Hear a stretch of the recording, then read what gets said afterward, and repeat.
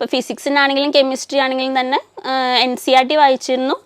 അതിനുശേഷം കിട്ടുന്ന സമയത്ത് ബ്രില്യൻ്റ് നടത്തുന്ന എക്സാംസ്, അതിൻ്റെ ക്വസ്റ്റ്യൻ പേപ്പേഴ്സ്, അതിൻ്റെ ക്വസ്റ്റ്യൻസിൽ എങ്ങനെ തെറ്റി, എന്തുകൊണ്ട് തെറ്റി, കൊല്ലം നമ്മൾ ഫുള്ളി ഡെഡിക്കേറ്റഡ് ആയിട്ട് നീറ്റിന് കൊടുത്തു കഴിഞ്ഞാൽ മാത്രം നമുക്ക് ക്രാക്ക് ചെയ്യാൻ പറ്റുന്ന ഒരു എക്സാമാണ് നീറ്റ്. പക്ഷെ അത് കഴിഞ്ഞ് നമ്മളൊരു MBBS കോളേജിൽ എത്തിക്കഴിഞ്ഞ് കഴിഞ്ഞാൽ നമുക്ക് 100,000 പരിപാടികളാണ്. പിന്നെ നമുക്ക് ഒരു നല്ല കോളേജിൽ കിട്ടിക്കഴിഞ്ഞാൽ it's very similar to the main exams എന്ന് പറഞ്ഞു കഴിഞ്ഞാൽ NCERT ചോദിക്കുന്ന അതേ word by word line by line തന്നെയാണ് ബ്രില്യൻ്റിൽ നിന്നും ചോദിക്കുന്ന ക്വസ്റ്റ്യൻസ്. നമുക്ക് പണ്ടുണ്ടായിരുന്നതിനേക്കാളും വളരെയധികം അഡ്വാൻസ്ഡ് ആയ എല്ലാവിധ ഫെസിലിറ്റിയുള്ള പുതിയൊരു ബ്ലോക്ക് തന്നെ ഇവരിവിടെ എന്താ പറയുക ഉണ്ടാക്കിയിട്ടുണ്ട്. അപ്പോൾ അതൊക്കെ കാണാൻ പറ്റി, ഭയങ്കര സന്തോഷം. വളരെ നല്ലൊരു അപ്രോച്ച് തന്നെയായിരുന്നു ടീച്ചേഴ്സിൻ്റെ ഒക്കെ ഭാഗത്തുനിന്ന്. എല്ലാവരും ഒരു പോസിറ്റീവ് മെൻറ്റാലിറ്റിയോടുകൂടിയാണ് നമ്മളെ സമീപിക്കുന്നത്. ആർക്കും അങ്ങനെ കോമ്പറ്റീഷൻ ഉണ്ട്, പക്ഷേ എപ്പോഴും കോമ്പീറ്റ് വിത്ത് യുവർ സെൽഫിന് ബിലീവ് ചെയ്യുന്ന ആളാണ് ഞാൻ. മുന്നത്തെ പ്രാവശ്യം ഒരു 5 മാർക്ക് കുറഞ്ഞു മേടിച്ചു ഞാൻ അടുത്ത പ്രാവശ്യം അതിനേക്കാൾ എൻ്റെ മുന്നത്തേക്കാളും 105 110 പോവാം. എല്ലാവർക്കും നമസ്കാരം. ഇന്ന് നമ്മളോടൊപ്പം ചേർന്നിരിക്കുന്നത് 6 വർഷങ്ങൾക്ക് മുമ്പ് ബെർലിൻ സ്റ്റഡി സെൻറ്ററിൽ നീറ്റ് റിപ്പീറ്റ് ചെയ്ത ഒരു വിദ്യാർത്ഥിയാണ്, അല്ലെങ്കിൽ വിദ്യാർത്ഥിയായിരുന്നു. ഇന്ന് അദ്ദേഹം MBBSും ഹൗസ് സർജൻസിയും ഒക്കെ കഴിഞ്ഞ് അടുത്ത ചൂടായി PGക്ക് വേണ്ടി പ്രിപ്പയർ ചെയ്തുകൊണ്ടിരിക്കുകയാണ്. അപ്പോൾ നമ്മളോടിപ്പം ചേർന്നിരിക്കുന്നത് നന്മയാണ്. അപ്പോൾ Nanma, welcome back to Brilliant. Thank you. ഞാൻ നന്മ, എറണാകുളമാണ് എൻ്റെ സ്ഥലം. ഞാൻ ഇപ്പോൾ പ്രസൻ്റ്ലി കോഴിക്കോട് മെഡിക്കൽ കോളേജിൽ നിന്ന് MBBS പൂർത്തിയാക്കി ഹൗസ് സർജൻസിയും കംപ്ലീറ്റ് ചെയ്തു. ഇപ്പോൾ PGക്ക് വേണ്ടി പ്രിപ്പയർ ചെയ്യുന്ന ഒരു ഫേസിലാണ്. അപ്പോൾ എൻ്റെ അനിയൻ ഇപ്പോൾ ഇവിടെ ജോയിൻ ചെയ്തിട്ടുണ്ട് ബ്രില്യൻറ്റിൽ. ഇതേപോലെ തന്നെ നീറ്റ് ആസ്പിരൻ്റ് ആണ്. അപ്പോൾ അവനെ കൊണ്ടുവന്നാക്കാനായിട്ട് ഞാനിപ്പോൾ അവനെ ജോയിൻ ചെയ്തതാണ് ഹോസ്റ്റലിലേക്ക്. അപ്പോഴാണ് സന്തോഷ് സാറിനെ ജസ്റ്റ് വഴിയിൽ വെച്ച് നമ്മൾ കണ്ടതും സാറിനായിട്ട് സംസാരിക്കാൻ ഇടയായതും പിന്നെ ഇപ്പോൾ ഈ ഇൻ്റർവ്യൂവിലെത്തി നിൽക്കുന്നതും. സോ വളരെയധികം സന്തോഷം. സാറിനെ ഒന്നും കൂടി കാണാൻ പറ്റി, ബ്രില്യൻ്റ് ഒന്നും കൂടി വിസിറ്റ് ചെയ്യാൻ പറ്റി. ഞാൻ ആക്ച്വലി എക്സാം എഴുതിയതിന് ശേഷം പിന്നെ ഇപ്പോഴാണ് ഡോക്ടറായിട്ടാണ് ബ്രില്യനിലേക്ക് പിന്നെ വരുന്നത്. വളരെയധികം സന്തോഷം. Okay, so 6 years is actually a really long time. അപ്പോൾ എന്തെല്ലാം മാറ്റങ്ങളാണ് ആദ്യമേ വന്നപ്പോൾ തന്നെ ഇവിടെ കാണാൻ സാധിച്ചത്? ഇവിടെ ഇപ്പോൾ പുതിയൊരു ബിൽഡിംഗ് ആയി, വേറെ കുറേ അധികം ബ്ലോക്കുകളായി. നമ്മൾ പഠിക്കുമ്പോൾ ഒരു സിംഗിൾ ബിൽഡിംഗ്, അതിൻ്റെ ഉള്ളിലാണ് നമ്മളെല്ലാം പഠിക്കുന്നതും ക്ലാസ്സുകൾ അറ്റൻഡ് ചെയ്യുന്നതൊക്കെ. പിന്നെ ഹോസ്റ്റലിലേക്ക് പോവും, അതിന് ബ്രില്യൻ്റ് തന്നെ ബസ്സുകൾ ഉണ്ടായിരുന്നു. പക്ഷെ ഇപ്പോൾ ഇവിടെ അനിയൻ വന്നപ്പോൾ അവർ ചോദിക്കുക, ചേച്ചി ഏത് ബ്ലോക്കിലാണ്, A ആയിരുന്നു, B ആയിരുന്നു, C ആയിരുന്നു? അപ്പോൾ എനിക്കങ്ങനെ ബ്ലോക്കുകളൊന്നും അറിയില്ല. അപ്പോൾ പുതിയ നമുക്ക് പണ്ടുണ്ടായിരുന്നതിനേക്കാളും വളരെയധികം അഡ്വാൻസ്ഡ് ആയ എല്ലാവിധ ഫെസിലിറ്റിയുള്ള പുതിയൊരു ബ്ലോക്ക് തന്നെ ഇവരിവിടെ എന്താ പറയുക ഉണ്ടാക്കിയിട്ടുണ്ട്. അപ്പോൾ അതൊക്കെ കാണാൻ പറ്റി, ഭയങ്കര സന്തോഷം. പിന്നെ ഈ പറഞ്ഞ മാതിരി ഹോസ്റ്റൽസിൻ്റെ എണ്ണമാണെങ്കിലും കൂടിയെന്ന് തോന്നുന്നു. വരുന്ന വഴിക്ക് നമുക്ക് കുറേ അധികം പുതിയ ഹോസ്റ്റൽസൊക്കെ കാണാൻ പറ്റിയിട്ടുണ്ട്. ഫെസിലിറ്റീസ് ആണെങ്കിലും ഇപ്പോൾ എൻ്റെ അനിയൻ നിൽക്കുന്ന ഹോസ്റ്റൽ വളരെ എന്താ പറയുക, മുന്നേ ഒരു 6 വർഷം മുന്നത്തേക്കാൾ വെച്ച് നോക്കുമ്പോൾ വളരെയധികം മെച്ചപ്പെട്ടു എന്ന് തന്നെ പറയാം. ഓക്കെ, അപ്പോൾ നമ്മുടെ ബ്രില്യൻറ്റിലെ എക്സ്പീരിയൻസും കാര്യങ്ങളൊക്കെ എങ്ങനെയുണ്ടായിരുന്നു? നീറ്റ് പ്രിപ്പറേഷനും അതുപോലെ ടീച്ചേഴ്സ്? വളരെ നല്ലൊരു അപ്രോച്ച് തന്നെയായിരുന്നു ടീച്ചേഴ്സിൻ്റെ ഒക്കെ ഭാഗത്തുനിന്ന്. എല്ലാവരും ഒരു പോസിറ്റീവ് മെൻറ്റാലിറ്റിയോടുകൂടിയാണ് നമ്മളെ സമീപിക്കുന്നത്. ആർക്കും അങ്ങനെ കോമ്പറ്റീഷൻ ഉണ്ട്, പക്ഷേ ഞാൻ എക്സ്പീരിയൻസ് ചെയ്തിട്ടുള്ള ആ ഒരു കാലഘട്ടത്തിൽ നമുക്കങ്ങനെ എന്താ പറയുക, കൂടെ പഠിക്കുന്ന കുട്ടികളിൽ നിന്നോ അല്ലെങ്കിൽ ടീച്ചേഴ്സിൻ്റെ അടുത്ത് നിന്നോ ഒരു ബാഡ് ടൈപ്പ് ഓഫ് എനർജി അല്ലെങ്കിൽ വൈബ് കിട്ടിയിട്ടേ ഇല്ല. നമുക്കിപ്പോൾ ഭയങ്കര ഇൻസ്പിറേഷനിലായിട്ടാണ് എല്ലാവരും സ്പീച്ചൊക്കെ തരുന്നത്. നമ്മുടെ 4 ഡയറക്ടർമാർ ആരാണെങ്കിലും, എനിക്ക് സന്തോഷ് സാറായിരുന്നു. അപ്പം ഞാൻ സാറിനെ കണ്ടപ്പോൾ പറയുകയും കൂടി ചെയ്തായിരുന്നു, ലൈക്ക് സാറിൻ്റെ പേന കിട്ടും, നമുക്ക് എക്സാം നന്നായിട്ട് പെർഫോം ചെയ്ത് കഴിഞ്ഞാൽ സാറ് നമുക്ക് പേന കൊണ്ട് തരും, അല്ലെങ്കിൽ ചെറിയൊരു ക്യാഷ് പ്രൈസ് തരും. അപ്പോൾ അത് കിട്ടാൻ വേണ്ടിയിട്ടാണ് നമ്മൾ പഠിക്കുന്നത്. അപ്പോൾ അങ്ങനെ ഇൻസ്പിറേഷണലായിട്ടുള്ള മോട്ടിവേറ്റ് ചെയ്യുന്ന സംഭവങ്ങൾ ബ്രില്യൻ്റിൻ്റെ ഭാഗത്തു നിന്നേ കണ്ടിട്ടുള്ളൂ. അപ്പോൾ അത് വളരെ നല്ലൊരു കാര്യമായിട്ട് തോന്നിയിട്ടുണ്ട്. അങ്ങനെ എത്ര പേന കിട്ടി? കുറച്ചധികം കിട്ടി, പക്ഷെ ഞാനത് യൂസ് ചെയ്യാറില്ല. ഞാനതിങ്ങനെ എടുത്തു വെക്കും, എന്നിട്ട് വേറെ സാധാ പേന ഉപയോഗിക്കാം. പക്ഷെ ഇവരുടെ പേനൊക്കെ ഇങ്ങനെ എടുത്തു വെക്കുക, അതിപ്പോഴും എൻ്റെ കയ്യിലുണ്ട്. അതെ അതെ. ഓക്കെ, നമ്മുടെ പഠന രീതികളെ പറ്റി ഒന്ന് പറയാമോ? ലൈക്ക് ഇപ്പോൾ MBBSന്റെ പഠനം അത് ഇനി വരുന്ന ചോദിക്കാം. ഞാൻ ചോദിക്കുന്ന നീറ്റ് പഠനം, താങ്കളുടെ ഒരു നീറ്റ് പ്രിപ്പറേഷൻ ഒക്കെ എങ്ങനെയായിരുന്നു? ഒരു സ്ട്രാറ്റജി ഒക്കെ ഉണ്ടായിരുന്നു? ഞാൻ +1 +2 തന്നെ വിത്ത് മൈ +1 +2 കോഴ്സ് ജോയിൻ ചെയ്തിരുന്നു ചെറിയൊരു പ്രിപ്പറേഷന്. പക്ഷെ അത് അത്ര കാര്യമായിട്ടൊന്നും ചെയ്യാൻ പറ്റിയിട്ടില്ല, ചെറിയ രീതിയിൽ. അത് കഴിഞ്ഞിട്ട് ആ ചെറിയൊരു ബേസ് അപ്പം ഉണ്ടാക്കി എടുത്തിട്ടുണ്ടായിരുന്നു എന്ന് ഞാൻ വിശ്വസിക്കുന്നു. അത് കഴിഞ്ഞിട്ട് ഇവിടെ വന്നതിന് ശേഷമാണ് മറ്റേ ഫുൾ ഫ്ലെഡ്ജ് പ്രിപ്പറേഷൻ തുടങ്ങിയത്. അപ്പോൾ ഞാൻ ആകെ ചെയ്തിട്ടുള്ള കാര്യം എന്ന് പറഞ്ഞാൽ ബ്രില്യൻറ്റിലെ സാർമാരുടെ ക്ലാസ് കേൾക്കും, കറക്റ്റായിട്ട് നോട്ട് എഴുതും, ആ നോട്ട് വീണ്ടും വീണ്ടും റിവൈസ് ചെയ്യും. വേറെ കുറേ ബുക്കുകൾ, റെഫറൻസ് ബുക്കുകൾ അങ്ങനെയൊന്നും പോയിട്ടില്ല, അതിൻ്റെ ആവശ്യം വന്നിട്ടില്ല. ഇപ്പോൾ ഞാൻ പറയുവാണെങ്കിൽ ഇപ്പോൾ ബയോളജിക്കാണെങ്കിൽ NCERT ടെക്സ്റ്റ് ബുക്ക് നമുക്ക് ഒരു 6 തവണ 10 തവണ വായിക്കാൻ പറ്റുമെങ്കിൽ 10 തവണ വായിക്കുന്നത് ചൂസ് ചെയ്യുക. ബാക്കി സമയം വേറെ എന്തെങ്കിലും ചെയ്യാമെന്ന് വിചാരിക്കാതെ വീണ്ടും റിവൈസ് ചെയ്യുക, നമ്പർ ഓഫ് റിവിഷൻസ് കൂട്ടുക. അതല്ലാതെ വേറെ എക്സ്ട്രാ എഡ്ജിലേക്കൊന്നും പോകേണ്ട ആവശ്യമില്ല. പ്രത്യേകിച്ച് നീറ്റ് പോലെ ഒരു എക്സാം ക്രാക്ക് ചെയ്യാൻ NCERT line by line word by word വായിക്കാനാണ് എല്ലാവരും അഡ്വൈസ് ചെയ്യൽ. അതുതന്നെ ഞാനും ചെയ്തിട്ടുള്ളൂ. ഇപ്പോൾ ഫിസിക്സിനാണെങ്കിലും കെമിസ്ട്രി ആണെങ്കിലും തന്നെ NCERT വായിച്ചിരുന്നു. അതിനുശേഷം കിട്ടുന്ന സമയത്ത് ബ്രില്യൻ്റ് നടത്തുന്ന എക്സാംസ്, അതിൻ്റെ ക്വസ്റ്റ്യൻ പേപ്പേഴ്സ്, അതിൻ്റെ ക്വസ്റ്റ്യൻസിൽ എങ്ങനെ തെറ്റി, എന്തുകൊണ്ട് തെറ്റി, എങ്ങനെ ശരിയാക്കായിരുന്നു എന്നൊക്കെ നോക്കിയിട്ട് ആ ക്വസ്റ്റ്യൻസ് റീവിസിറ്റ് ചെയ്യും. അത്രേ ചെയ്തിരുന്നുള്ളൂ. വേറെ ബുക്സിൽ നിന്ന് കുറേ അധികം ക്വസ്റ്റ്യൻസ് ചെയ്യാം, അങ്ങനത്തെ യാതൊരുവിധ പരിപാടികളും ഉണ്ടായിരുന്നില്ല. പക്ഷെ അത് തന്നെ അത് ഇനഫായിരുന്നു എന്നാണ് എനിക്ക് മനസ്സിലായത്. നമ്മൾ അതിലും മാസ്റ്റർ ചെയ്ത് കഴിഞ്ഞാൽ നമുക്ക് ഒരുവിധം ക്വസ്റ്റ്യൻസ് തിരിച്ചു ചോദിച്ചാലും മറിച്ച് ചോദിച്ചാലും ഒക്കെ ആൻസർ ചെയ്യാൻ പറ്റും. അത് ഇവിടെ തന്നിരുന്ന മെറ്റീരിയൽസിൽ തന്നെ ഫോക്കസ് കൊടുക്കുക. അതെ അതെ അതെ. ഇപ്പോൾ വളരെ വലിയൊരു ഇമ്പോർട്ടൻ്റ് ആയിട്ടുള്ള കാര്യമാണ് പറഞ്ഞത് നമ്മുടെ എക്സാംസിനെ പറ്റിയുള്ളത്. Okay, model exams. കാരണം നമ്മളൊരു നീറ്റ് സ്റ്റാൻഡേർഡിൻ്റെ അതേ രീതിയിൽ തന്നെയാണ് നമ്മൾ ഇവിടെയും ബ്രില്യൻറ്റിൻ്റെ മോഡൽ എക്സാംസ് എഴുതുന്നത്. ഓക്കെ, അപ്പോൾ എത്രത്തോളമാണ് ആ മോഡൽ എക്സാംസ് നന്മേനെ സ്വാധീനിച്ചത് ആ ഒരു മെയിൻ എക്സാമിലേക്ക് നോക്കുകയാണെങ്കിൽ? It's very similar to the main exams എന്ന് പറഞ്ഞു കഴിഞ്ഞാൽ NCERT നിന്ന് ചോദിക്കുന്ന അതേ word by word line by line തന്നെയാണ് ബ്രില്യൻറ്റിൽ നിന്നും ചോദിക്കുന്ന ക്വസ്റ്റ്യൻസ്. അത് ഒരു ലെവൽ ഒരു സ്റ്റെപ്പ് ഹെഡ് ടഫർ ആണെങ്കിലേ ഉള്ളൂ.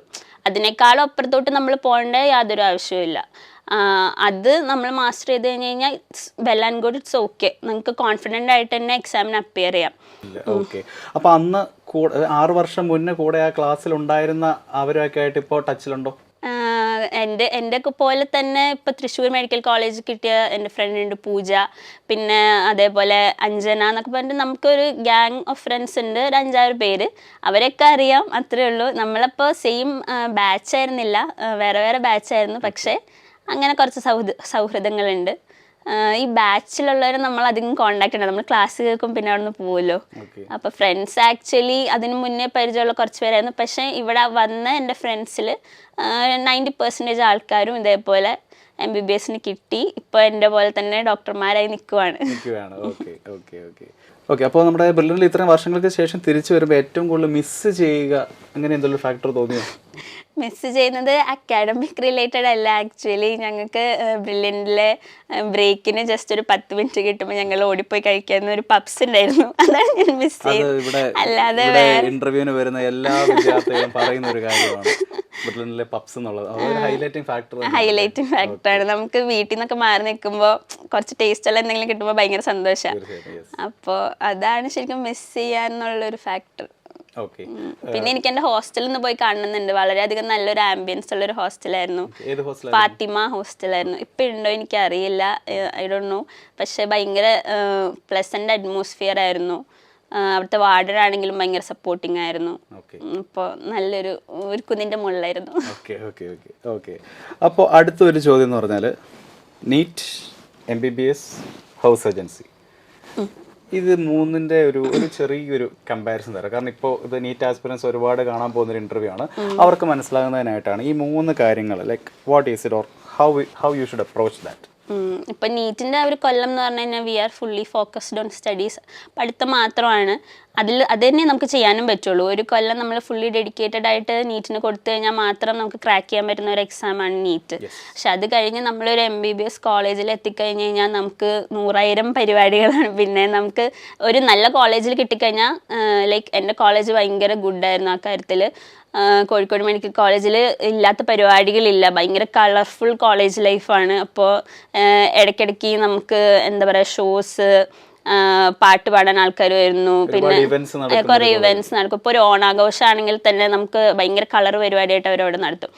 പക്ഷേ നമ്മൾക്കത് അറ്റ് ദ ലാസ്റ്റ് എക്സാം വരുമ്പോൾ പഠിച്ചാലേ MBBS പാസ്സാവുള്ളൂ. അപ്പോൾ MBBS ആസ്പയർ ചെയ്യുന്ന എല്ലാവരോടും പറയും ഈ ഒരു കൊല്ലം പഠിച്ചിട്ട് പിന്നെ അങ്ങ് വെറുതെ നടക്കാമെന്ന് വെച്ച് കഴിഞ്ഞാൽ അത് പറ്റില്ല. നമ്മൾ കഷ്ടപ്പെട്ട് കഴിഞ്ഞാൽ തന്നെ MBBS എക്സാംസ് പാസ്സാകാൻ പറ്റുള്ളൂ. പക്ഷേ ആ ഒരു മന്ത് അല്ലെങ്കിൽ 2 months ഒക്കെ നമുക്ക് പഠിച്ച് ഈസിലി കവറപ്പ് ചെയ്യാവുന്ന പോർഷൻസും കാര്യങ്ങളും ഉള്ളൂ, പഠിച്ച് ജസ്റ്റ് പാസ്സാവാനാണെങ്കിൽ. അപ്പം നിങ്ങൾക്ക് ഇത് കഴിഞ്ഞ് എൻജോയ് ചെയ്യാൻ കുറേ അധികം സമയവും ഓപ്പർച്യൂണിറ്റിയും ഒക്കെ വരാൻ കിടക്കുവാണ്. പിന്നെ പോസ്റ്റ് MBBS എന്ന് പറഞ്ഞു കഴിഞ്ഞാൽ പിന്നെ ചോദിച്ചാൽ ഹൗസ് ഏജൻസി ആണ്. ഹൗസ് ഏജൻസി ഈ പറയുന്ന മാതിരി ഗവൺമെൻറ് കോളേജസുകൾ ചെയ്യാനാണെങ്കിൽ ഹെക്റ്റിക്കാണ്. 24 hour ഡ്യൂട്ടി, 36 hour ഡ്യൂട്ടി അങ്ങനെയൊക്കെ ഇടയ്ക്ക് വരും. അതല്ലാതെ ഈസി പോസ്റ്റിങ്സ് ഇപ്പോൾ like community medicine posting, forensic posting ഒക്കെ ആകുമ്പോൾ നമുക്ക് അതിനനുസരിച്ച് റിലാക്സ് ചെയ്യാനും നമ്മുടേതായ ബാക്കി എൻജോയ്മെൻറ്റ് ആക്ടിവിറ്റീസ് എല്ലാം ചെയ്യാനുള്ള ടൈമും കിട്ടും. അപ്പോൾ ആക്ച്വലി സബ്ജക്റ്റിനോട് ഇൻട്രസ്റ്റ് ഉള്ള കുട്ടികൾക്കാണെങ്കിൽ ഒരു പ്രശ്നമില്ലാതെ MBBS മുന്നോട്ട് കൊണ്ടുപോകാം. പാഷനേറ്റ് ആയിട്ടുള്ളവർ ചേർന്നിട്ട് അതിന് കാര്യവുമുള്ളൂ. അതെ അതെ. ഇപ്പോൾ കോഴിക്കോട് മെഡിക്കൽ കോളേജിനെ പറ്റി ഭയങ്കര അത് പറഞ്ഞപ്പോൾ തന്നെ മുഖത്തൊരു സന്തോഷം ഉണ്ടായിരുന്നു. എങ്ങനെയായിരുന്നു അപ്പോൾ കോഴിക്കോട് മെഡിക്കൽ കോളേജ് ആംബിയൻസും കാര്യങ്ങളൊക്കെ എന്തെല്ലാമാണ് ആ കോളേജ് ക്യാമ്പസ് നന്മയെ പഠിപ്പിച്ചത്? കോഴിക്കോട് പറഞ്ഞു കഴിഞ്ഞാൽ ആസ് എ പ്ലേസ് തന്നെ ഭയങ്കര അധികം നല്ല ആൾക്കാരാണ് എല്ലാവരുടെയും സ്വഭാവം. നമ്മളിപ്പോൾ ഒരു ഓട്ടോ വിളിക്കുകയാണെങ്കിൽ ഓട്ടോ ചേട്ടന്മാരാണെങ്കിലും നമുക്കിപ്പോൾ പോയിരിക്കാനാണെങ്കിൽ കോഴിക്കോട് ബീച്ച്. അപ്പം മൊത്തത്തിൽ എനിക്ക് ആസ് എ പ്ലേസ് ഭയങ്കര ഇഷ്ടമുള്ള സ്ഥലമാണ് കോഴിക്കോട്. സെറ്റിൽ ചെയ്യാൻ താല്പര്യമുള്ളൊരു സ്ഥലമാണ് കോഴിക്കോട്. അപ്പോൾ അതേ എഫക്റ്റ് തന്നെ അവിടുത്തെ ടീച്ചേഴ്സിനും ഉണ്ട്. വളരെ നല്ല പ്രൊഫസേഴ്സും കാര്യങ്ങളൊക്കെയാണ്. പിന്നെ കേസസ് എന്ന് പറഞ്ഞു കഴിഞ്ഞാൽ നമുക്കറിയാം ഭയങ്കര കുറേ അധികം ഡിസ്ട്രിക്റ്റിൽ നിന്ന് വരുന്നത് കോഴിക്കോട്ടെ മെഡിക്കൽ കോളേജിലേക്കാണ്. അപ്പോൾ നമുക്ക് വൈഡ് വെറൈറ്റി ഓഫ് കേസസ് കിട്ടും. അപ്പോൾ പഠിക്കാൻ നമ്മളായിട്ട് ഒരു സ്റ്റെപ്പ് അങ്ങോട്ട് എടുത്ത് ഇൻട്രസ്റ്റ് കാണിക്കുകയാണെങ്കിൽ പഠിപ്പിച്ച് തരാനായിട്ട് അവിടെ കുറച്ചൊരു ലാക്ക് ഓഫ് ടൈം ഉണ്ട് പ്രൊഫസേഴ്സിന് ഇത്രയധികം കേസുള്ള കാരണം. പക്ഷെ നമ്മളായിട്ട് ഇനിഷ്യേറ്റീവ് എടുത്ത് കണ്ടുപഠിക്കാൻ നോക്കുകയാണെങ്കിൽ പഠിക്കാനും ഓപ്പർച്യൂണിറ്റി ഉണ്ട്. അതേപോലെ തന്നെ എല്ലാവിധ എക്സ്ട്രാ കരിക്കുലർ ആക്ടിവിറ്റി ആണെങ്കിലും ഇപ്പോൾ സ്പോർട്സിനാണെങ്കിലും ആർട്സിലാണെങ്കിലും ഒക്കെ നമ്മുടെ കോളേജ് കപ്പടിക്കുന്ന കോളേജാണ്. അപ്പോൾ എല്ലാത്തിനും ഓപ്പർച്യൂണിറ്റി ഉണ്ട്. ഫുള്ളി ആക്റ്റീവ് ആയിട്ട് അതെ, ആക്റ്റീവ് ആയിട്ടുള്ള കോളേജാണ്. Okay okay okay. അപ്പോൾ നന്മയുടെ പേരൻസ് ഒക്കെ? എൻ്റെ അച്ഛൻ പുറത്താണ്, ഗിരീഷ് എന്നാണ് പേര്. അച്ഛൻ ഒരു സുബൈർ ഗ്രൂപ്പിൻ്റെ അണ്ടറിൽ സെയിൽസ് മാനേജറായിട്ട് വർക്ക് ചെയ്യുക, ഒരു വാട്ടർ കമ്പനിയാണ്. ഒമാനോയാസിസ് എന്നാണ് പേര്. അമ്മ ആക്ച്വലി ഞാൻ 9th പഠിക്കുന്ന സമയത്ത് അമ്മ പാസ്ഡ് അവേ. അതൊരു ഹാർട്ട് അറ്റാക്ക് ആയിരുന്നു. She was assistant professor in economics. അപ്പോൾ ഈ ഒരു MBBS എന്ന ഒരു കരിയർ പാത്തിലേക്ക് എങ്ങനെയാണ് എത്തിപ്പെട്ടത്? എവിടുന്നേലും ഒരു പുഷ് അല്ലെങ്കിൽ ഒരു മോട്ടിവേഷൻ ഉണ്ടായിരുന്നു, അതോ തന്നെ സ്വയമേ എടുത്ത ഒരു തീരുമാനമായിരുന്നു? സ്വയമേ എടുത്ത തീരുമാനമല്ല. ആക്ച്വലി എനിക്ക് ഭയങ്കര ക്ലോസ് ടു ഹാർട്ട് ആയിട്ടുള്ളതാണ് എൻ്റെ അമ്മയുടെ അച്ഛൻ. എൻ്റെ ഹരി അച്ഛൻ എന്ന് ഞാൻ വിളിക്കുന്നത് എൻ്റെ അച്ഛനാണ്. അപ്പോൾ പുള്ളിക്കാരന് ഒരു ആഗ്രഹം ഉണ്ടായിരുന്നു ഞാൻ ഡോക്ടർ ആവണം. പിന്നെ അമ്മയ്ക്ക് ഒരു ആഗ്രഹം ഉണ്ടായിരുന്നു. അപ്പോൾ ഞാൻ ആക്ച്വലി റൂൾ ഔട്ട് ചെയ്തിട്ട് എത്തിയതാണ് MBBS. എനിക്ക് എഞ്ചിനീയറിംഗ് ഒന്നും താല്പര്യമില്ല, മാത്സ് ഒന്നും താല്പര്യമില്ല, ബയോളജി ഫോക്കസ്ഡാണ് എനിക്കിഷ്ടം. ഒരു ഡിസീസസ് ആയിരുന്നു പിന്നെ കുറച്ചും കൂടി ഫാസിനേറ്റിംഗ് ആയിട്ട് തോന്നിയത്. ബാക്കിയെല്ലാം റൂൾ ഔട്ട് ചെയ്തിട്ട് അങ്ങനെ എത്തിയതാണ് ഞാൻ MBBS. അപ്പോൾ എല്ലാം കൊണ്ട് നമ്മുടെ ഒരു ഫോക്കസ് ഏരിയ അങ്ങോട്ട് തന്നെയായിരുന്നു, അങ്ങോട്ടായിരുന്നു, എത്തിപ്പെടുകയും ചെയ്തു. Okay okay okay okay. ഇപ്പോൾ ബ്രില്യന്റിൽ അന്ന് പഠിച്ചപ്പോൾ ഇവിടെ ഉണ്ടായിരുന്ന ഫെസിലിറ്റീസ് ഒക്കെ എങ്ങനെ ഉണ്ടായിരുന്നു? അന്നും എനിക്കൊന്ന് റെഫറൻസും ബ്രെയിൻ പോയിന്റേഴ്സും ഒക്കെ ഉണ്ടായിരുന്നു. ഓക്കെ, അതിൽ ഏറ്റവും കൂടുതൽ ഉപകാരപ്പെട്ടത് അല്ലെങ്കിൽ ഏറ്റവും കൂടുതൽ നന്മ ഉപയോഗിച്ച ഒരു ഫാക്ടർ ഏതാണ്? ഞാൻ റെഫറൻസിന് പോവായിരുന്നു. ബിക്കോസ് എനിക്ക് ഈ പറഞ്ഞ മാതിരി ഉറങ്ങാൻ ഭയങ്കര ഇഷ്ടമുള്ള ആളായതുകൊണ്ട് തന്നെ എനിക്ക് ബെഡ് കാണുമ്പോൾ ഉറക്കം വരും, അങ്ങനത്തെ പ്രശ്നങ്ങളൊക്കെ ഉണ്ടായിരുന്നു. അപ്പോൾ ഞാൻ ആക്ച്വലി രാവിലെ എണീറ്റ് ഈ പറഞ്ഞ പോലെ റെഫറൻസിന് പോയിരിക്കും, ഇവരുടെ സ്റ്റഡി ഫെസിലിറ്റി ഉപയോഗിക്കും. അത് കഴിഞ്ഞിട്ട് പിന്നെ വൈകിട്ടാണ് തിരിച്ചു വരുന്നത്. അപ്പോൾ അത് കഴിഞ്ഞിട്ട് പിന്നെ പോയി കുറച്ച് ക്വസ്റ്റ്യനൊക്കെ ചെയ്ത് കഴിഞ്ഞാൽ ആ ഡേ കഴിഞ്ഞു. അപ്പോൾ റെഫറൻസ് ഭയങ്കര ഗുഡായിട്ടുള്ളൊരു ഫാക്ടറായിട്ട് എനിക്ക് തോന്നി. ഞാൻ വർക്ക് ബുക്സ് ആണ് പിന്നെ കൂടുതൽ യൂസ് ചെയ്തിട്ടുള്ളത്. ലൈക്ക് എല്ലാ ചാപ്റ്ററിനും ഒരു 50 questions ഒക്കെ വെച്ചിട്ട് സെലക്റ്റഡ് ക്വസ്റ്റ്യൻസ് ഉണ്ടാവും. അത് ചെയ്യുക, അത് ഒരു പ്രാവശ്യം ചെയ്യുമ്പോൾ 20 എണ്ണം തെറ്റുക, അതൊന്നും കൂടി ചെയ്യുക. പിന്നെ ഒരു പ്രാവശ്യം പിന്നെ തെറ്റുമ്പോൾ 5 എണ്ണം തെറ്റിക്കഴിഞ്ഞാൽ 5 എണ്ണം എന്തുകൊണ്ട് തെറ്റി നോക്കുക. ആ ഒരു സൈക്കിൾ തന്നെയായിരുന്നു, വേറെ ഒന്നും കാര്യമായിട്ട് ചെയ്തിട്ടില്ല. റെഫറൻസ് മാക്സിമം ഇവിടെ തന്നെ പഠിക്കാൻ നോക്കി, പഠിച്ച് കംപ്ലീറ്റ് ചെയ്തിട്ട് തന്നെ പോകും. Okay okay okay. അപ്പോൾ നിരവധി വിദ്യാർത്ഥികൾ ഇപ്പോൾ തന്നെ നമ്മുടെ ബ്രില്യന്റിൽ ജോയിൻ ചെയ്തിട്ടുണ്ട്. 2026 നീറ്റ് എക്സാമിനായിട്ട് പ്രിപ്പയർ ചെയ്യുന്നുണ്ട്. അപ്പോൾ MBBS കഴിഞ്ഞു, ഹൗസ് സർജൻസി കഴിഞ്ഞു, ഇനി PG പോകാൻ പോവുകയാണ്. അപ്പോൾ ഇത്രയും ലൈക്ക് അവരുടെ ഒരു സ്വപ്നം അല്ലെങ്കിൽ നിങ്ങളുടെ ഒരു സ്വപ്നമായിരുന്നു അത് നേടിയെടുക്കുക എന്നുള്ളത്. അത് നേടിയെടുത്ത ഒരാളെന്ന നിലയിൽ ആ സ്വപ്നം കാണുന്നവരോട് എന്തെല്ലാം സജഷൻസ് ആണ് നമുക്ക് പറയാനുള്ളത്? ലൈക്ക് എന്തെല്ലാമാണ് ഫോക്കസ് ചെയ്യേണ്ടത്? ടു ക്രാക്ക് നീറ്റ് അല്ലേ, അതല്ലേ ഉദ്ദേശിക്കുന്നത്?